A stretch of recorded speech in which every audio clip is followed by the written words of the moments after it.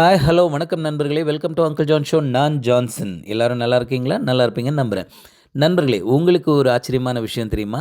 நம்ம தேசப்பிதா மகாத்மா காந்தியடிகள் நம்ம போத்தனூருக்கு வந்து ஒரு நாள் தங்கி இருந்திருக்காருன்னு சொன்னால் நீங்கள் நம்புவீங்களா? நம்மளில் பல பேருக்கு அந்த விஷயமே தெரியாதுங்க. அந்த அந்த விஷயத்தை பற்றி தான் இப்போ நான் உங்களுக்கு சொல்ல போகிறேன். அப்படி அவர் தங்கியிருந்த இடம் தாங்க இப்போ போத்தனூரோட அடையாளமாக மாறிட்டு வருதுங்க.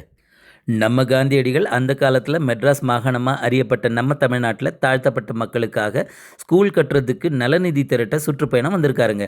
அதன் ஒரு பகுதியாக அவர் 1934 பிப்ரவரி 6ஆம் தேதி நம்ம போத்தனூருக்கு வந்து சேர்ந்தாருங்க. நம்ம போத்தனூரோட பெருமையும் அறிவியல் கண்டுபிடிப்பு மேதையுமான திரு ஜிடி நாயுடு அவர்களோட மின்சாரம் இல்லாத பழங்கால ஓடு வேயப்பட்ட ஒரு சின்ன வீட்டில் தாங்க அவர் தங்கியிருந்திருக்கிறாரு.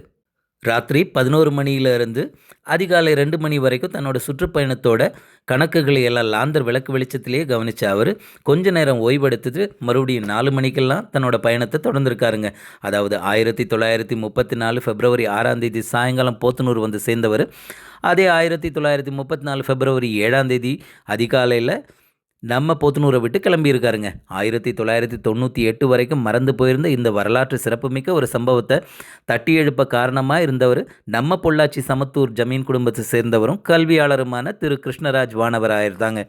அவர் தாங்க இப்போ ஜிடி நாயுடு சேரிட்டிஸோட தலைவராக இருக்கிற திரு ஜிடி கோபால் அவர்களோட ஒத்துழைப்போட இந்த மகாத்மா நினைவு இல்லத்தை அமைய காரணமாக இருந்தவர். இந்த நினைவு இல்லமானது காந்தியடிகளோட நினைவு தினமான அக்டோபர் 2, 2022ஆம் ஆண்டில் சமூக ஆர்வலரான ஸ்ரீமதி கிருஷ்ணம்மாள் ஜெகநாதன் அவர்களால் திறந்து வைக்கப்பட்டுச்சுங்க. இப்போ இந்த நினைவு இல்லமானது நம்ம தேசப்பிதா நமக்கு விட்டு சென்ற சுவடுகளை எல்லாம் சுமந்து கம்பீரமாக நம்மளை வரவேற்குதுங்க.